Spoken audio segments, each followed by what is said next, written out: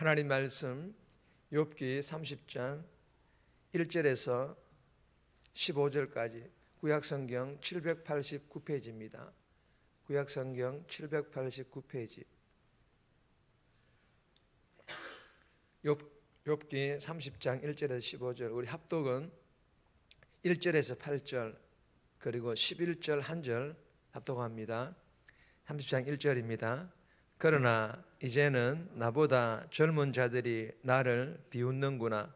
그들의 아비들은 내가 보기에 내 양떼를 지키는 개 중에도 둘만한지 못한 자들이니라. 그들의 기력이 쇠잔하였으니 그들의 손의 힘이 내게 무슨 소용이 있으랴. 그들은 곧 궁핍과 기근으로 인하여 파리하며 캄캄하고 메마른 땅에서 마른 흙을 씹으며 떨기나무 가운데서 짠 나무를 꺾으며 사대기 뿌리로 먹을 거리로 삼느니라. 무리가 그들에게 소리를 지르므로 도둑같이 사람들 가운데서 쫓겨나서 침침한 골짜기와 흙구덩이와 바위굴에 살며 떨기나무 가운데서 부르짖으며 가시나무 아래에 모여 있느니라. 그들은 본래 미련한 자의 자식이요 이름 없는 자들의 자식으로서 고토에서 쫓겨난 자들이니라. 11절입니다. 이는 하나님이 내 활시를 늘어지게 하시고 나를 공고하게 하심으로 무리가 내 앞에서 굴레를 벗어섬이니라. 아멘. 오늘 본문의 제목은 고통을 토로하는 욥. 고통을 토로하는 욥. 오늘 본문은 앞장에서 어제 새벽에 나오는 본문이죠.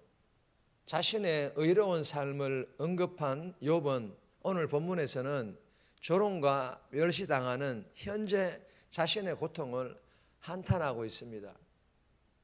오늘 이 본문을 통하여 하나님께서 우리에게 주시는 첫 번째 교훈입니다. 있는 그대로 아뢰며 하나님께 맡기라. 있는 그대로 우리의 상황, 우리의 지금 형편 그대로 하나님께 아뢰라. 그리고 하나님께 다 맡기라 라는 그런 교훈입니다. 11절 말씀인데 11절 말씀 보시면 이는 하나님이 내 활시위를 늘어지게 하시고 나를 공고하게 하심으로 무리가 내 앞에서 굴레를 벗어섬이니라. 여러분 29장 20절에 보시면 한번 읽을까요? 다 같이. 내 영광은 내게 새로워지고 내 손에서 내 화살이 끊이지 않았노라. 무슨 말입니까? 과거에는 자신과 함께 하시면서 힘과 영광을 주셨던 하나님이시라 그런 말씀입니다. 그런데 이제는 내 활시위를 늘어지게 하시고 무슨 말입니까? 자신을 괴롭게 하시고 모든 힘을 잃게 하셨다라는 것입니다. 누가 말입니까? 하나님께서 말입니다. 누구에게 말입니까? 욥에게 말입니다. 자신에게 말입니다. 그러면서 하는 말이 하나님께서 자신을 이렇게 비참하게 만드셨기 때문에 가장 비천한 사람들로부터도 조롱거리가 되어서 조롱을 받는다고 지금 말하고 있는 것입니다. 여러분, 예수님의 모습이 떠오르지 않습니까? 고난과 십자가의 죽음으로 잠시지만 모든 영광과 모든 힘을 다 잃어버리셨던 예수님. 그러나 예수님께서는 십자가에서 엘리 엘리 라마 사박다니 나의 하나님 어찌하여 나를 버리셨나이까 라며 하나님을 향하여 탄식은 하셨지만 그럼에도 불구하고 결국에는 예수님 자신의 모든 것을 아버지 되시는 하나님께 다 맡기시지 않으셨습니까? 사랑하는 여러분, 주시는 교훈이 무엇입니까? 여러분, 이 욥기의 본문은요 반복되는 교훈이 상당히 많습니다. 고통 가운데 있는 욥의 고백과 그 태도와 그 행동들을 통하여 주시는 교훈인데, 고통 가운데에서도 하나님을 향하여 있는 그대로의 마음을 때로는 탄식으로 고백하지만 결국에는 하나님을 바라보며 하나님께 다 맡긴다라는 그런 교훈이지 않습니까? 오늘 본문도 이와 같은 교훈입니다. 오늘 하루 우리의 삶에서 어떤 어려움을 맞이한다 할지라도, 아니면 어떤 어려움 가운데 있을지라도, 지금 현재 내가 어려움 가운데 있다 할지라도, 이럴 때라도 속에서는 우리의 원망과 불평이 가득한데 우리는 연약한 죄인이라 이런 마음을 충분히 가질 수 있잖아요. 원망과 불평이 가득하지만 침묵만 하는 것이 아니라 있는 그대로를 기도를 통하여서 탄식하며 하나님께 다 아뢰일 수 있기를 주님의 이름으로 소망합니다. 그리고 하나님만 바라보며 하나님께 맡기며 잘 견딜 수 있기를, 그래야 우리의 믿음의 신앙이 성장할 수 있기를 주님의 이름으로 축복합니다. 두 번째 주시는 교훈입니다.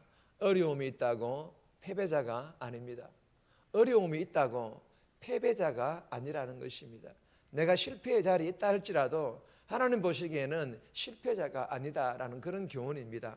1절에서 8절까지인데 1절 말씀 보시면, 그러나 이제는 나보다 젊은 자들이 나를 비웃는구나. 그들의 아비들은 내가 보기에 내 양떼를 지키는 개 중에도 둘만하지 못한 자들이니라. 여러분, 이 본문에서의 그러나 이제는, 여러분 이 말씀의 뜻은요, 29장에 묘사된 과거에 존경받았던 욥의 인생이었지만, 그러나 이제는 무슨 말입니까? 고난으로 완전히 뒤집혀졌다, 그런 뜻입니다. 과거의 영적 공동체에서 그리고 함께한 모든 사람들로부터 존경받았던 욥이 지금은 사회에서 가장 밑바닥 인생을 살고 있으며 사회에서 쫓겨난 불황자 생활을 하고 있는 사람들로부터도 조롱과 침뱉음을 당하고 있다는 것입니다. 이유는 간단합니다.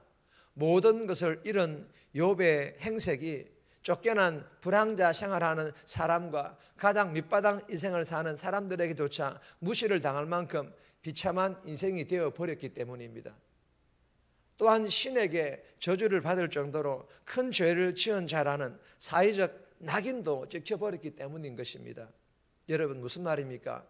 인간 세상의 시각과 가치관으로 현재 욥이 당하고 있는 이 고난을 공감할 수 있는 사람은 아무도 없다, 그 말입니다.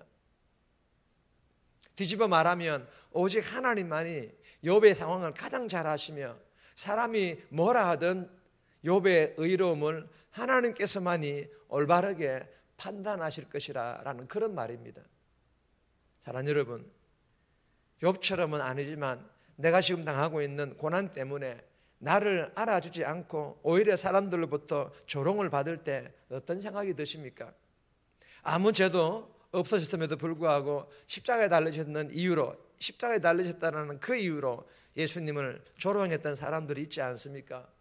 여러분, 예수님 주변에도 그런 사람들이 있었다라는 것을 기억할 수 있기를 바랍니다. 그리하여 지금 고난 중에 있는, 어려운 가운데 있는 내 모습이 사람들의 눈에는 비참하게 보일지라도 하나님께서 보시기에는 패배자의 모습이 아니라 하나님 자신의 뜻을 이루기 위한 존귀한 자의 모습이라는 것을, 지금 잠시 어려운 과정을 지나가는 그 과정이라는 것을 꼭 기억하여서 오늘 하루도 하나님께 믿음으로 감사하며 잘 견딜 수 있기를 주님의 이름으로 축복합니다.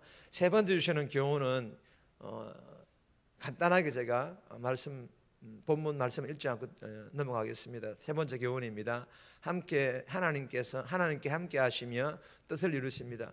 하나님께서 결국에는 함께 하신다라는 거예요. 결국에는 하나님께서 자신의 그 뜻을 이루신다라는 것입니다. 9절에서 15절 말씀까지인데, 욥은요 원수들의 공격 앞에 속수무책이었습니다. 침뱉음과 조롱, 수치를 겪고 있습니다. 죽음의 덫이 놓이고 공포가 지금 밀려오고 있습니다. 그리고 고난과 고통이 끝이 없는 것 같은, 돕는 자도 없습니다. 품위는 사라지고 구원도 보이지 않는 것 같습니다.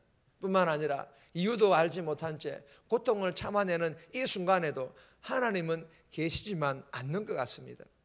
여러분, 지금 내 삶도 욥이 겪는 고난은 아니겠지만 어려움으로 힘에 겨우하고 있지는 않습니까? 그러나 여러분 꼭 기억하시기를 바랍니다. 이 어려움의 과정 가운데에서 하나님께서 함께 하실 것이며, 그리고 반드시 하나님의 뜻을 부족한 나를 통하여, 나를 사용하여 이루실 것임을 믿으시기를 주님의 이름으로 축복합니다.